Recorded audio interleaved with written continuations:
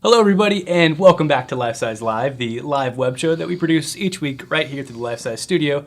I'm your host, Julian Fields, and with me we've got Josh Duncan, Senior Product Director here at Lifesize. Josh, welcome to the studio. Hey, thanks for having me, Julian. It's great to be here. Welcome to the brand new studio. We've been building out a new wall behind us. We've got some new tech going on. Should be a fun time. It's awesome. Very, very cool. So today we're talking about how a world-class collaboration company collaborates.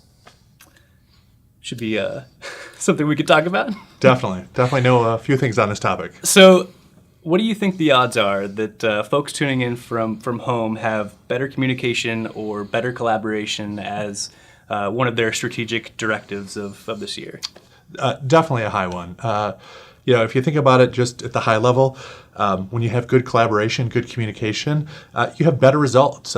Teams perform better. You have more employee engagement. And at the end of the day, that drives better company performance. Right. When you have companies or organizations that have bad communication, this is where you see projects fail. You see potentially lack of employee engagement. You see employees leaving. And at the end of the day, that kind of drives bad results for a company. So it's always at the top of the list and something that organizations, they should and do really care a lot about. Yeah, I know it's a stat that always comes up when we're researching. It's like people that the main reason that people quit their job or leave their company is bad communication. It's not, I'm being worked too hard or I'm not being challenged. It's I'm not being able to communicate with the people that I'm working with. Yep. Now, I know that you lead a global team, so I imagine this is just as important for you as people tuning in? Definitely. And I think, obviously, if you have employees that are in multiple locations, it's important. I think just in general, projects and kind of the work you're doing is a lot more collaborative than it used to be.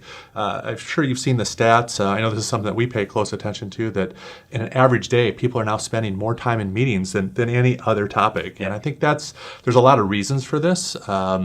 Be it the drive to digital transformation, the rise of mobile. There's lots of macro factors, but at the end of the day, the results are you're spending a lot more time collaborating. Right. And what that means is you want to be good at it. You want to have good collaborations, and you want to be able to, at the end of the day, get things done faster. I think a lot of these big macro factors are driving kind of the need for speed. It's the need to be able to respond to a market change or a customer request or something that would result in you needing to get a group of people together to make a decision. And you can't just say, hey, Julian, you're traveling, let's get together next month or, next quarter. That'll be a time that we can get together and figure this out. Project timelines don't usually stretch that long. That's exactly right. So what it needs to happen is no matter where people are and where they're working, you need to be able to get together and have a productive meeting. And I think that's where we're such big believers in just the power of video. Yeah. There's a saying when it comes to kind of good communication that you need to be able to hear what isn't being said. Mm-hmm.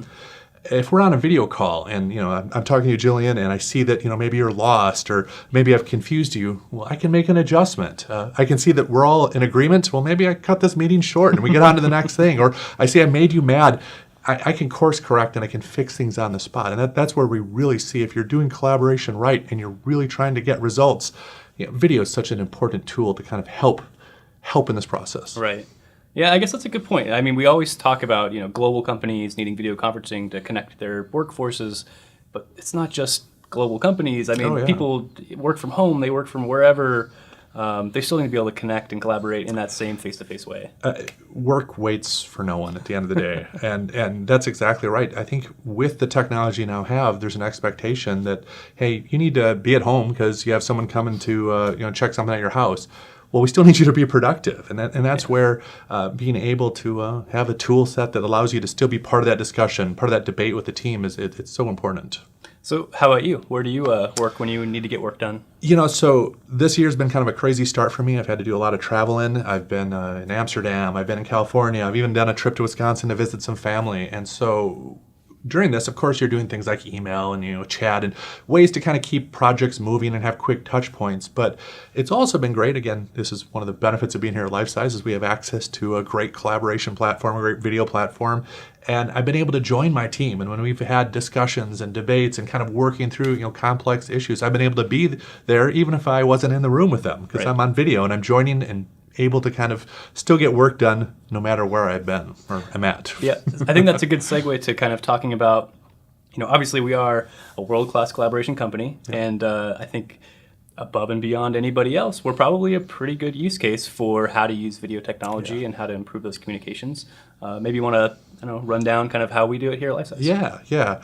Well, actually, I want to start with an example. We were meeting with a customer recently, and this was a CIO, and we're kind of doing an update, and I really like how he put it. And he described his company, their culture as a video-first company. And I really like that description. And kind of what he meant by that is a specific example that, 8 a.m. on a Monday morning, you walk into their office and you will find all their conference rooms filled with people that are collaborating, and all their conference rooms have video. They're video enabled in all those conference rooms. And what that allows them to do is to bring those colleagues that are in multiple locations together right from the start to be part of the collaboration process. And they look to video first. They've seen these benefits that I've been talking about. They've seen the power of having a video call and a video conference.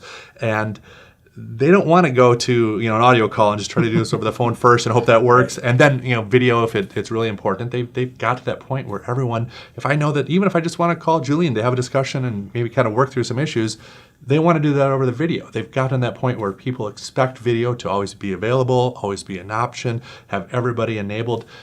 Video is kind of the first point that they look for when it comes to communication, and they've seen the benefits for that and want to do even more of it, which is obviously great to hear. Interesting. I know, I don't know about you, but at me and I don't have a desk phone. Yep.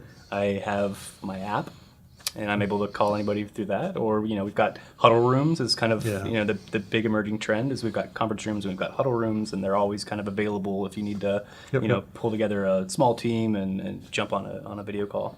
It's exactly right. I think that flexibility of if I'm in the office, can I jump into a room and have a video conference? Or if I'm at home, can I do it on my laptop, my desktop? I'm on the road, I'm at the car dealership, can I join from my mobile phone? Making sure your employees have these options. And again, it's the ability to collaborate no matter where you are, not have to wait. Back to our earlier point of just, you want to have good collaboration, you want to have good communications in your company. You don't want to have to say, well, let's all wait till that one point in time where it works out. It's, well, we can have this call no matter where the team is, and again, have a better decision and hopefully move on to the next item that's on the list. Nice. So as we wrap things up, what would be your top thing to leave with our audience on having a great communication? Yeah, I think the important part is just making sure that everyone has access to a video tool. And I think that from your conference room to the employees, whatever they're using for their primary desktop, laptop, mobile device, getting them access to these tools so that they can have this communication path. I think in this day and age, people just expect these type of tools to work, and so giving them something that is very easy, very simple, and allows them to kind of work in their normal workflows. You will see the benefits. You will see that this is a critical tool for kind of communications in general, and you'll see the results. Awesome. Well, Josh, thank you so much for joining us here today at Lifesize Live, and thank you everybody that tuned in live. We'll say goodbye for now, and we'll see you next week. All right, thanks.